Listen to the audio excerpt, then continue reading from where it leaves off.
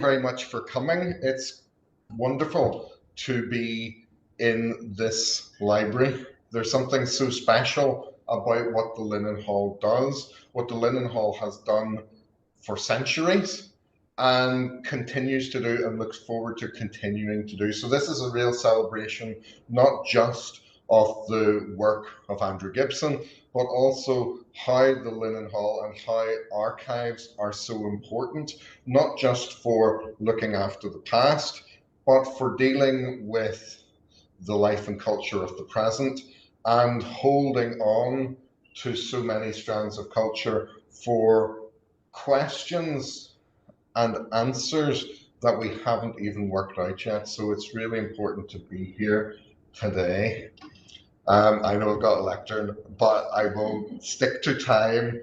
If you want to have a little snooze while I'm talking, feel free to do so, but you're not allowed to ask me any difficult questions. If this is also mindfulness and well-being that you're enjoying at this point, as well as a talk on the Scotch poems.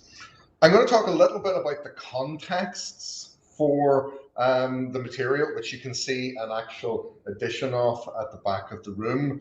What led into the production, why they appeared in the way they did, and why there is a change in the way poetry deals with Ulster Scottishness. I will have shocking photos, or not photos, prints for some of you, so prepare yourselves. This is a trigger warning. I will give you, I will give you a warning just before I show you the picture, if I can remember the order, of course, of the PowerPoint. And hopefully we will leave today unscathed. 1753, a big book gets published, the Ulster Miscellany.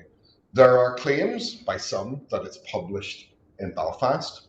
I'm not so sure about that. It's probably published in Dublin, but remember, Ireland at this time has no copyright laws. This allows them, of course, to publish things very quickly, to pirate things. Later they'll pirate the works of Robert Burns. But there is, shall we say, a very healthy attitude to sharing intellectual property in Ireland at this point. Book gets published with the idea, of course, if you're a book buying public, you want to be flattered into the reasons for buying it. And of course, the reason that you would buy this is it's a well-meaning book for promoting religion and virtue. What better way to start in the purchase of a book? And it's the product of our own soil. Really important thing about the whole idea of Ulster Scottish culture, identity, poetry, writing. It's not wanting to be Scottish, it's Ulster Scottishness that comes naturally because this is how people were brought up. They grow up to the sound of the language, they grow up to the literature of Scotland that came across over centuries.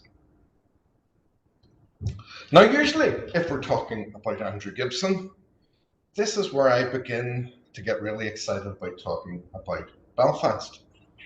But this is not really a story about Belfast. It becomes a story about Belfast when these materials become part and parcel of the holdings of the Linen Hall Library and become part and parcel of other poets and writers from the 1790s onwards. But brace yourselves, Leinster-Scots. This is the beginnings of a lot of the literature that might be seen to be Hiberno-Scottish is published in and around Dublin in the 1720s and elsewhere. So one of the things we might have to orientate ourselves to is that Dublin, brace yourselves, has quite a good history of the publication of Scots material. But Ulster does figure, because the cradle for Ulster Scots writing And I know there are people in the room who may well dispute this. Some of them have told me they're leaving early, not as a definite protest of anything I might have said, but if people walk out, you can take that as protest. But some people might dispute this. But if we look, some of the writing, some of the textual claims within the body of the writing, Donegal is a very strong contender to be the cradle of Ulster-Scots poetry. Now, there's a question over a certain William Starrett. Some people have said that he is the writer of the Scotch Poems. I'm not so sure. And there is some evidence that some have claimed that it is other writers, which to me seems kind of plausible. And until we find a roll of manuscript poems somewhere in an attic with William Starrett's name on them, we can't be 100% sure. But this is the stuff that literary historians love, because there are questions yet to answer, and there may well be materials yet to find. So, if you should have any family connections with the Starrett family, and there is a roll of manuscript material, please do let us know, because this is one of the big unknown questions. Scottish literature and song is big. There are incredible things happening to Scotland once it becomes part of the Union, and a reaction perhaps to that is within the cultural world, Scotland is reaffirmed through its song, its poetry, and its determination by many writers to reaffirm their Scottishness. If they can't necessarily do this through parliamentary means, through cultural means. Of course, many Scots do very, very well with the connection with London because it opens up new literary markets as well. But let's not complicate the myth with what may have happened. Scottish politics are one thing in Scotland, but in Ireland throw up certain complications and certain alternative refractions of what goes on in Scotland, as we'll see when we look at some of the materials that are published in Dublin. But what is definitely there is that there's a strong transmission process going on of Scottish song being very marketable in Ireland. In the first part of the century, there are a number of Scots songbooks published. There is, of course, a long oral tradition. And it's hard to know how song arrives here. It arrives, of course, through generations of settlement. It arrives through broadside ballads published, chapbooks published, with not so much the notes of the song, but the tune. Tunes become part of a massive circuit and are in the makeup of singers and the public. They are everywhere. Questions that are really interesting questions are: when does somebody who is a Scot in Ulster become an Ulster-Scot?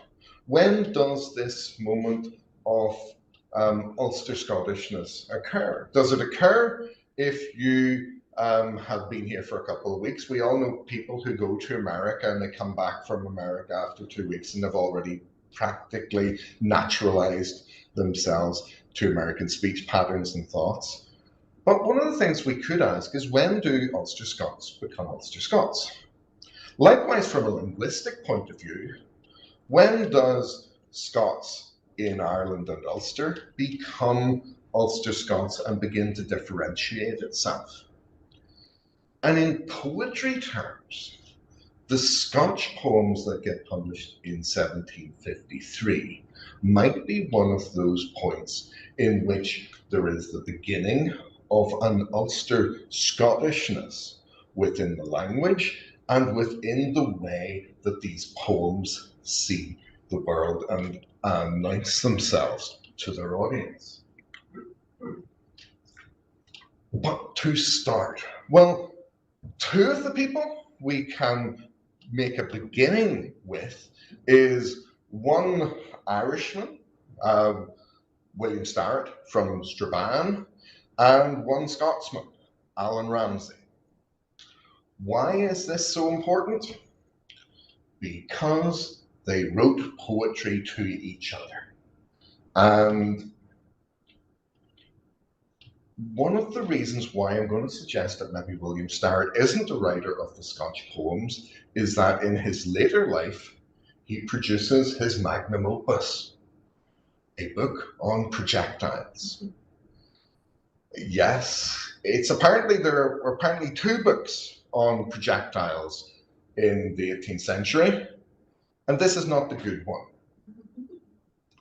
But what it might suggest, because Starrett labels himself very eloquently as a philomath, someone who loves learning, but particularly someone who loves mathematics, is that Starrett might have moved away from his 1720s desire to be a correspondent and caught up in the verse world of Alan Ramsay, to being seen more as a surveyor, as a school teacher, as a mathematician.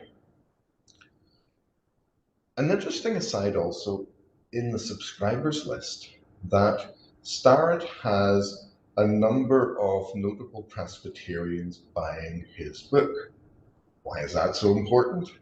Because what he wrote about Presbyterians in the 1720s is quite amazing that they ever wanted to subscribe to his book. Maybe they didn't know. Maybe Starrett's stature as a poet is not as big as we think. Alan Ramsay's stature is incredible. We know this for lots of reasons, because he's one of the foundations of Scottish poetry and song in the 18th century, and one of the inspirations not just to Burns, but to Scottish literature ever since. I'll not go through all the biography. If you want, this will be recorded if you want to look at that. If you really want to know about Alan Ramsay, drop me an email and I'll send you the PowerPoint. 3 books alongside Ramsay's poems create a how to rejuvenate literature. And the Tea Table Miscellany is a collection of contemporary song and writing. The Evergreen, published around the same time, is a collection of older Scots material. And The Gentle Shepherd is a kind of very modish, fashionable folk opera that if you were anybody, you would want to go and see this. Because it was full of songs and it was about this sort of well-trodden story of a shepherd who was actually of noble birth. So on these sort of 3 layers, Ramsay celebrates Scottishness, Scottish identity, Scottish language, Scottish music for not just Scottish people, but something that in the developing world of Great Britain and Ireland gives a fascination to readers and other writers. You get a sense of the importance of Ramsay's Gentle Shepherd by how this is portrayed in this sort of neoclassical sense. An important centenary is coming, because our own Andrew Gibson is one of the first critics who writes a full-length study on Alan Ramsay based on the materials that he gathered and collected. And sadly, his Alan Ramsay materials are up in Queen's Library, but they were digitized kindly by the Ulster-Scots agency a few years ago, and there is a link for these materials if you want to have a look at them. So Gibson alone, we could stop today's talk, and some of you probably are thinking this would be a good point to stop, Frank. But for doing that alone is a milestone in the recovery of the significance of Scottish literature. So Ramsay's work, in which he is using his own collection, not to write airily about Ramsay, but to write with knowledge and actual textually based informed opinions. I'll not overstretch this idea of the native and the natural in what Ramsay was doing, but in the introduction to the Evergreen, and I'm going to break one of the cardinal rules of teaching, I'm going to tell you this is on the board. I'm also going to read it to you. Your brain is going to be really irritated by that, so apologies. I'm breaking that rule. Bear with me while I do it. It'll pass very quickly if you don't think about it too much, and I really shouldn't have pointed it out. But Ramsay wants us to enjoy the culture that is at your feet if you're Scottish. When these good old bards wrote, we had not yet made use of important trimming upon our cloths, nor of foreign embroidery in our writings. Their poetry is the product of their own country, not pilfered and spoiled in the transportation from abroad. Their images are native, and their landscapes domestic, copied from those fields and meadow where every day we behold.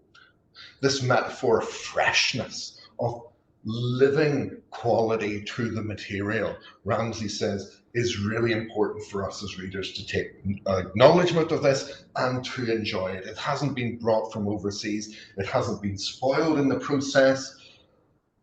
The stuff of Scotland is alive and living and to be celebrated. So why is this important? Why should we get so excited about Alan Ramsay? There is a world out there, Ramsay is saying, that gives Scotland its due, and it's imbued in song and literature. This is, if you want to get a sense of Scottishness, it's through the language of Scotland in Scots that provides our way into understanding this. It's traditional, it's communal, it's also got its own verse forms and styles, which provide lots of interest to listeners and readers. It has a long tradition that goes back to medieval times, but it is also a living tradition that passes on genre, subject matter, and ideas to a new living community who can then pick up and take the work into different places. So it's not about presenting us with a boxed off, compartmentalized tradition of the past. It is a tradition that is living and growing and is moving forwards. Before we jump up and down with Lee, not everybody was beloved by Starrett and by Ramsay. There is an Anglican background to both of them, which looks down, particularly in Ireland, on Presbyterian cultures and identity. There's a beautiful two-facedness about Scottish literature in the 18th century. It can write a wonderful eulogy to mark your passing, and it can write a wonderful satire to make sure that the coffin lid is well and truly fastened on you. So this double sense, and sometimes switches within a poem from missing the person to waving them off with glee, offers lots of potential to a writer, but offers lots of difficulty sometimes, because when we see an elegy, we might think, oh, he really liked that person, until we actually read the material and then we realize he really hated that person. But in that, there is an authenticity, there is an honesty, and there is no beating about the bush.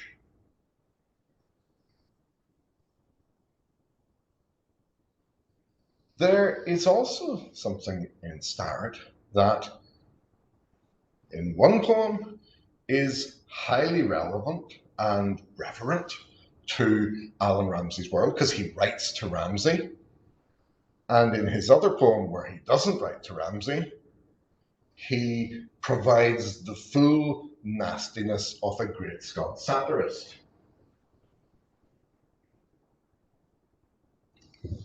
Poets are liars. We know that.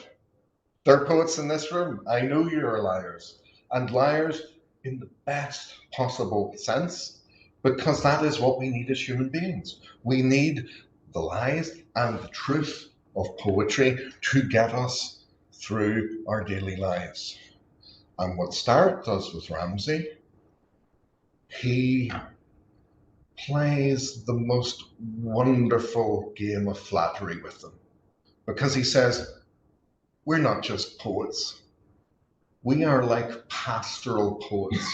We are like medieval shepherds writing to each other. Here am I, a shepherd sitting in cold Donegal. Now, if anybody has ever sat in warm Donegal, please, send me this information. And Ramsay's flattery, or Ramsay's approach to this flattery, is to send back a similar poem as a similar brother poet. And this appears in Ramsay's own collection. So if you're looking at, the first flag in the moon for Ulster-Scots poetry, this is one of those moments. He writes. I used to talk about, he wrote to the Elvis of his day, and people used to say, that's quite an old metaphor to use. So he writes to the Taylor Swift of his day, and Taylor Swift responds by including him on her latest album. A windy day last week, I'll never forget. I think the hailstone's fallen yet. On Crock and Bus, my herd shell took the lead, as Ian would wish, just beneath my E. I in the bean of yon old birk tree side, poor cow right coolly winged beneath my blade, right closely was set to ease in the stumps. While hat with bountiful foes and twassel pumps, sign on a 4 hours luncheon, chewed my cub. Sick culter put me in a merry mood. My whistle from a blanket nook I drew, and lilted o'er there 3 lines to you. I was out in the rain with the dog, looking after the sheep, and when I had my dinner, the poor cold dog lay at my feet, and I sang this song to you. Starrett never looked after sheep in his life. Was a school teacher, was a surveyor, but was somebody who knew how to pique the interest of the burgeoning superstar of Alan Ramsay. And it paid off. He gets included in the later part of the early 1820s, the later part of the 1820s, by being included in Ramsay's poems and getting that reply back. If you ever wrote to a fan club and got a letter back, imagine how Starrett felt. But there's a bad side to Starrett. If you're Presbyterian, if you're an Anglican, there's a very good side to Starrett, because he's upholding the establishment rights and ordinances. When he writes an elegy to Bryce Blair, he calls Bryce Blair a quartermaster, a shopkeeper, a tavern man. Bryce Blair was never those things. Bryce Blair was, one might say, the most respected lay Presbyterian in Ireland. And he was charged with giving the Regium Donum out, which had been a fund set up to enable support to be given to Presbyterian ministers. He's the ultimate Presbyterian, I think, who isn't in a dog collar. in the 18th century. To suggest that he's some kind of lowly tavern man who has the following after he dies is the ultimate in satire. Scarce had the bells the news began, that honest prices three did span, but lives came frae cams to morns ran, and wrote their heat, crying, alas, we're quite undone since Blair is deed. Oh, well, will Hansel our new tapper sit 12 hours without a nap, and when they scarce can turn the cap, will reckon fair. Truth there is few could e'er do that, we honest Blair. What was Bryce Blair doing? He was looking after the alcohol for, well, we'll call these ladies, but the insinuation is that these are ladies of the tavern who were probably in the adult entertainment industry rather than anything else. And he ends with a public health announcement.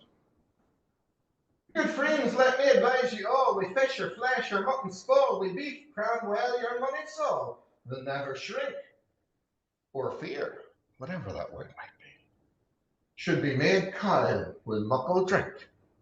Basically, Bryce Blair is accused of drinking himself to death.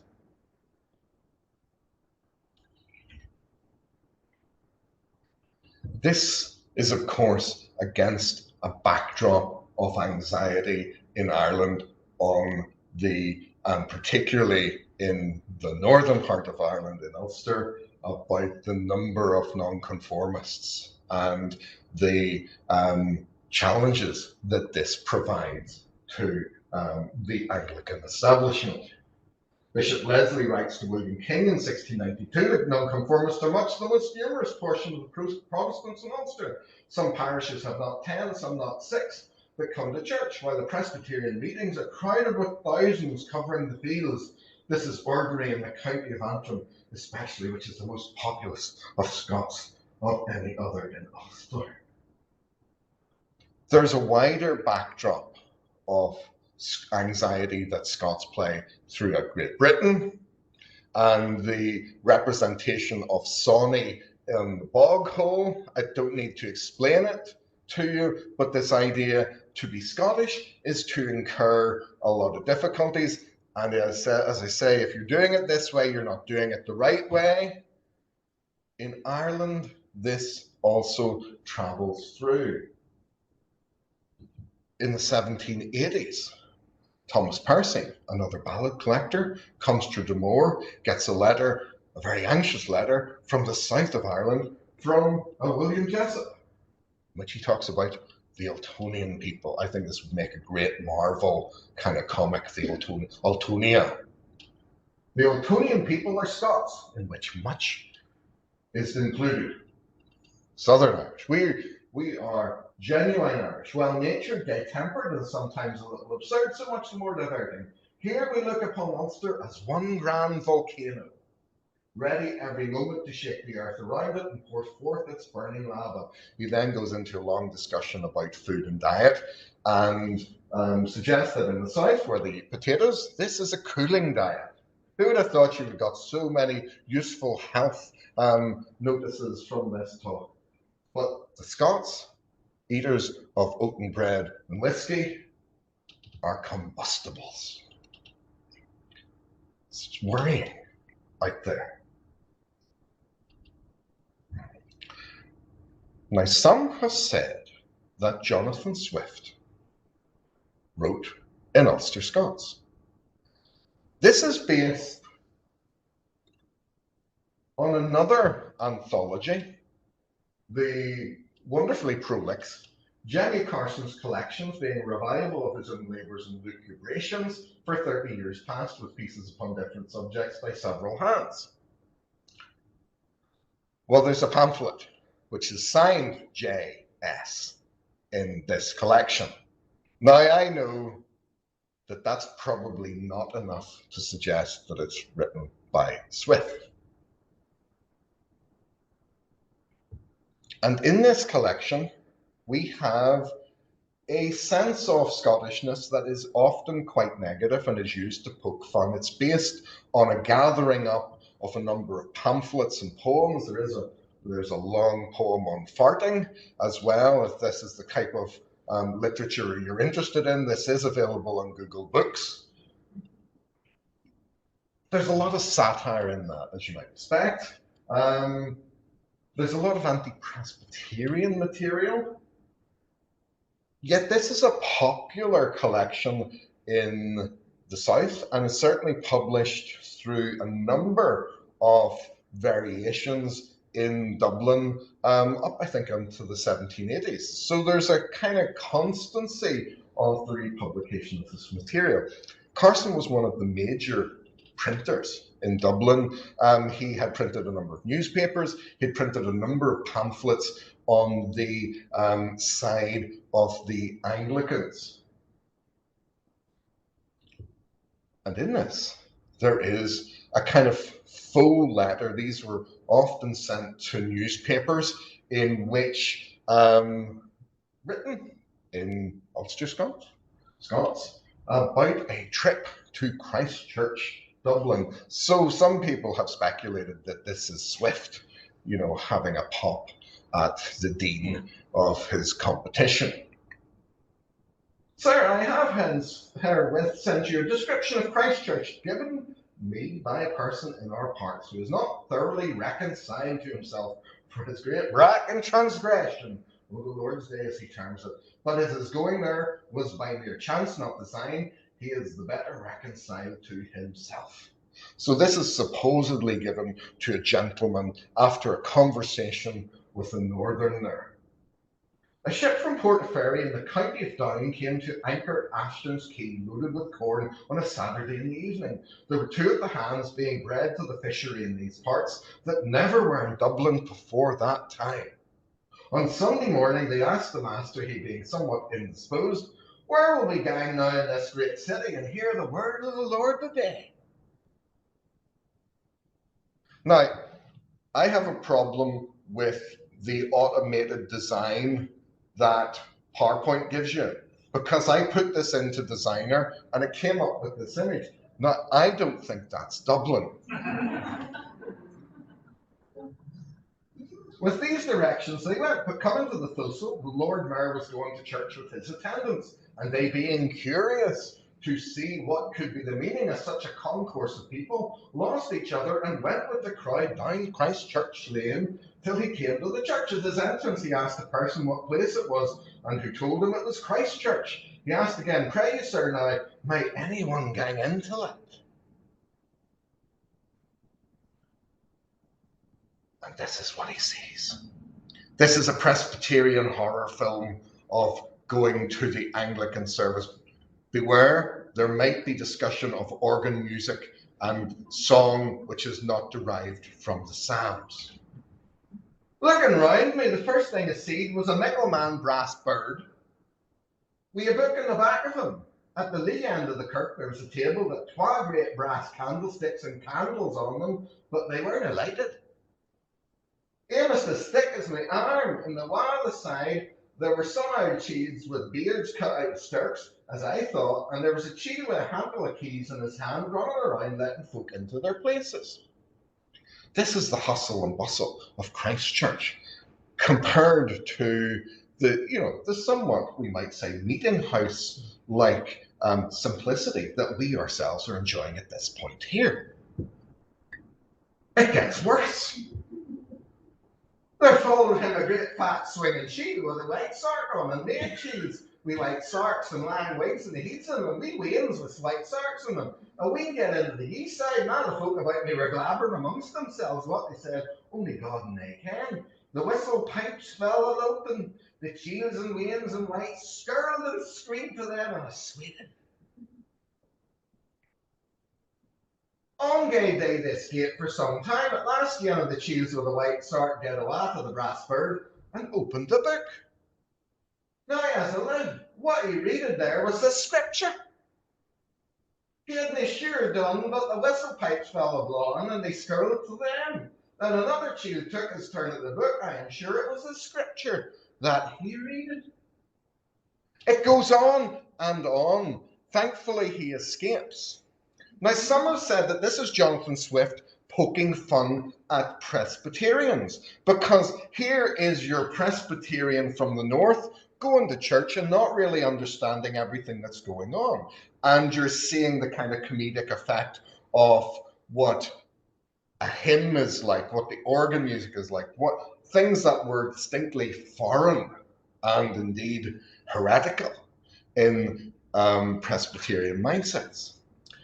But if you know your Jonathan Swift, you know Jonathan Swift had been writing this against Presbyterians, it would have been much nastier.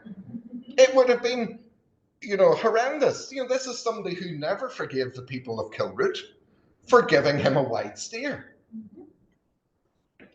So I'm not sure it really is Jonathan Swift. It might be as much a satire on the ways of the Anglican tradition, because at the heart, this person is wanting to be told the message of Christianity, and yet it's all dressed up in a whole host of things which prevent this person initially from connecting. And so it might be a Presbyterian satire, and ultimately might be a call for tolerance in what is quite a big book in which Presbyterian traditions are poked fun at on a number of levels. And so for sea change, because the sea change happens in 1753 in the Ulster Miscellany, in a little section called Scotch Poems, an anthology within an anthology. And what happens here is that those poems of satire and poking fun at Ulster-Scots or Scots in Ulster give way to a language that celebrates place and enshrines place articulated through Ulster-Scots. The landscape of Donegal in particular becomes not a place where you might make fun of the Presbyterians, but you might enjoy the space because the sound of the area is imbued with a good Scots tang. Crockenhill.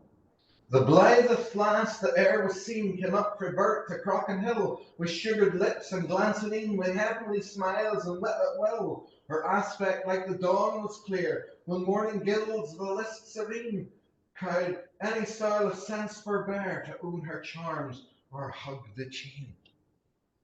Ramsay is floating about there somewhere because Hattrick Banks alludes to his work in Scottish song, but this is not Hattrick Banks. This is set very plainly in Donegal. It is the sense of being there in Donegal. It is a love story. It is lyrical. It is not poking fun at any sense of the word. There is also a bit of about-facing as well as to which denomination is made fun of. A new song and way of dialogue between a lagging farmer and his wife. You're welcome hame, my Margie, for the grim, craven clergy. How deeply did they charge you with sair oppressive tithe? While some are choosed and cheated, some rattled are and rated, ye had been better treated, I trow you look sae blithe. So the wife has come back from visiting the local vicar. And she responds, I had been with the rector, his wife did scold and hector instead of a good lecture, quo she, ye go too fine. With scarlet cloaks and bedgowns, with velvet pugs and plaid gowns, with ruffled sleeves and headrines, more rich and gay than mine. There's a lot of things get flipped here. It moves, hold on, I'll go back a bit. It moves from a male voice speaking about the Presbyterians being questionable to a female voice in dialogue with a supportive husband about the criticisms and the stringency of the Anglicans. So hinting towards the radical Presbyterian elements that will come through in the 1790s and beyond in the Rhyming Weaver tradition. Sorry, we'll get the clicker to work in it. Nearly there, just the clicker's left. Courtship, wooing, the atmosphere of the romantic Donegal night is discussed again and again. So the space that Ulster Scottishness in views here is not a space of terror or threat or anxiety, but of love, of lyrical attention, and of connection by people living in those spaces and those communities, speaking for themselves, offering new ways into understanding what the place is all about, which is why I'm not sure it really is started by this time. Also, there are some hints in the signatures, there are initials, which others have claimed that they've got the key to, that these are other younger, more in tune with their area people than Starrett. There's even quite a moving elegy to Jonathan Swift in this, spoken by two countrymen who seem to be missing Swift genuinely, not making any attempt to score points against him, but to use the language of Ulster-Scots as pure and kind eulogy. So this, I would argue, is a light bulb moment for Ulster-Scots writing. There's a shift to new voices, new writers, and with that, an opportunity is open to others to come in to the fold. There's a move away from stereotypes and from always satirizing the Ulster-Scot. And we can also say there's innovation and development because Donegal's mountains and streams and areas become the language of poetry rather than the language of derision. It suggests that Scots song and writing is ongoing as an influence in the north of Ireland, and that there's a culture writing, there's a community writing, rather than clever or ambitious individuals who are just stepping out to try and connect to people like Ramsay. This suggests there is a community, there is an Ulster identity that is beginning to make itself known. Now, this door opens in lots of interesting ways. It opens in terms of class, it opens in terms of denomination, and in gender boundaries as well. So this, in some ways, prefigures people like Sarah Leach, who will do incredible things in her writing a few generations later. And the idea of Ulster Scots writing then becomes something that is layered and complicated and intricate and exciting and worth looking at. But within that, there's also a tendency to forget the writers, because Starrett and the Ulster Miscellany is not seemingly in the worldview of a number of the rhyming weavers. So something gets missed. There is a culture, and around Sarah Leach, there seems to be other writers, and we need to do a bit more work to recover Donegal and sort of Londonderry writers who, well, this is maybe Hewitt's fascination with Antrim and Down, that he didn't go into that as much as he could have done. And we see from this a continued inspiration and impact of Scottish song and writing and literature that still needs to be tracked because there's still a lot to discover. Implications for today. Last, penultimate slide. You can relax. Because we have libraries, we can go back to the Ulster Miscellany and learn more about the Ulster Miscellany in 2024 than we were able to do in 1798. So that is there and open to us to redefine what this big book means to us. It expands our knowledge of Gibson, expands our knowledge of what Ulster-Scots writing and culture and history is about, and also how Ireland and Scotland figure in each other's thought worlds, and particularly how Ramsay figures as a kind of ghost at the feast in the Scotch songs. It is part, of course, of a much wider process of Scottish interaction with Ireland and Scottish interaction with Ulster, and we celebrate those points. And we're better to celebrate where those points meet in an archive and a library that has been looking after these materials for centuries so that we can come back to them in new and exciting ways. As I said, if you want to look at some of the Ramsay material, it's up on the Ulster-Scots Collectors Project, which has all of the Ramsay material that Gibson collected at Queen's. In terms of Alan Ramsay, not all the Gibson collections that Queen's have in Thomas Moore, because you might have a fair amount of digitization to do if you wanted to do those. But that's something to think about, and Moore's Scottishness is perhaps something for another day. And what I would say is the fantastic online exhibitions that the Linen Hall Library has in not just Gibson and Burns, but these are really wonderful starting points. And you can do so from the comfort of your own home with a libation that Blair might have been happy for you to take. Thank you.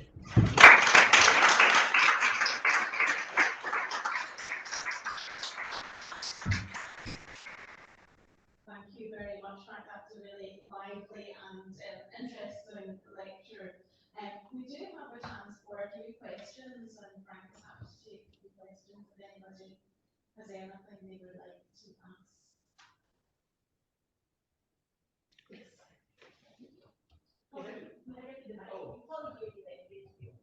Thank you. Frank, what do you think the chances are that the author of some of the pieces in the Ulster Miscellany may be female? The Garden Courtship and the Reader, the heroine, the person who's the last say, is the female. And I just thought it was out of time, it was out of sync with contemporary writing and everything else. It appears there, I just thought it was an interesting sort of. I think that would be great for lots of reasons, not just because there are other writers in that area who come along later. There's no reason to suggest that it mightn't be. And the difficulty, and this is the big difficulty of women's writing, is that so often anon is something imposed by a male editor. The sense, I think that this is something as we push more into questioning the sort of deeply cherished beliefs on ownership of writing. I think this is when we begin to question who might have written that, where was this person, who was this person? So I think that's a very, it's more plausible that it may have been a woman writer for a couple of those things than possibly Starrett.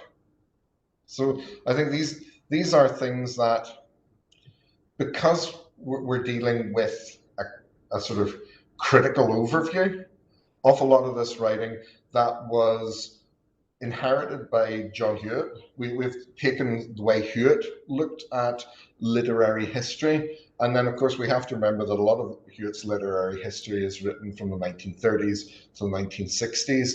And a lot has happened with literary editing and awareness of how work comes to be. So, yeah, I think it's a very important point, and one that offers lots of interesting weighs in, because it's another of those questions, particularly in the rhyming weavers who were songwriters.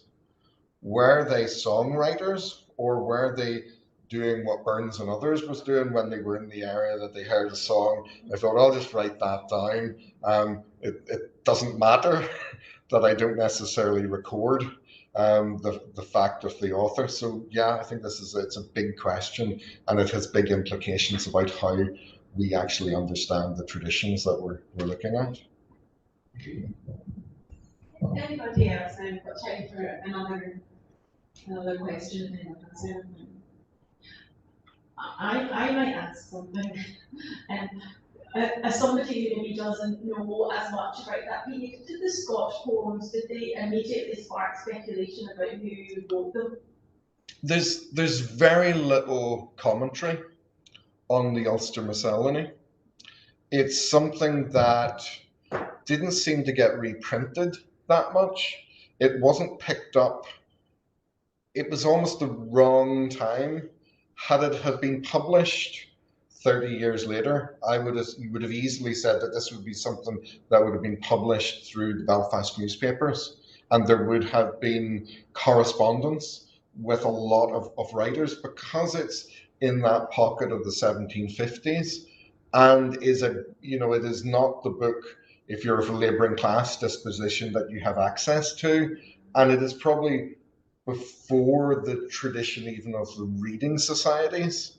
So it seems not to have been picked up the way it might have been a generation later. So it's one of those things that allows us lots of speculation, and it's massive. The Scotch songs are only one part of, and again, it hasn't even by 18th century critics, it hasn't had that sort of picking through that other texts might have done. So there's a lot that is unknown about it, which creates a wonderful mystique, and that mystique sometimes has been looked at too much, rather than the sort of textual drilling and questions that we could ask of it.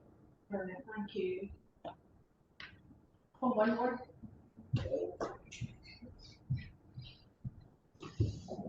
Thanks. Just wondering, has there been much work done on the Ulster-Scots nature, character, presence in Strabane at that time? I don't think there has been. There hasn't been a desire to look in the even looking at how Starrett comes through as a surveyor. There's been a little bit of writing on that, and sometimes Starrett would write word lists of local words and things, but there hasn't been a determination to look at all those surveys and put this against all his other writings, and to get a sense of what's going on in the Strabane. And it would, what I would love is a series of Starrett poems on the local world of Strabane, and that just doesn't seem to have occurred to him. And he is the sort of person, if he had done it, I think we would know about it. So it's that kind of unknown that the Bryce Blair poem gets republished in the Jenny Carson book, but it doesn't seem to be picked up later. And because I can imagine there are a host of Presbyterian writers in the 1790s onwards who would have loved to take Starrett apart, line by line, metaphorically, if not physically, on his viewpoints.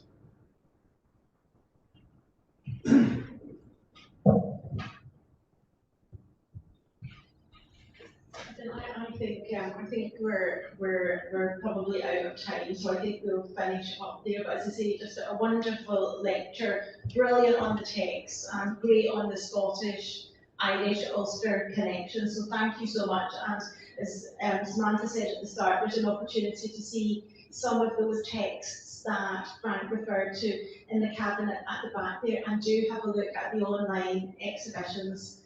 Thank you very much for coming today, and if you have the chance to fill out the feedback form, we'd really appreciate it. Thank you very much. Thanks again. Thank you.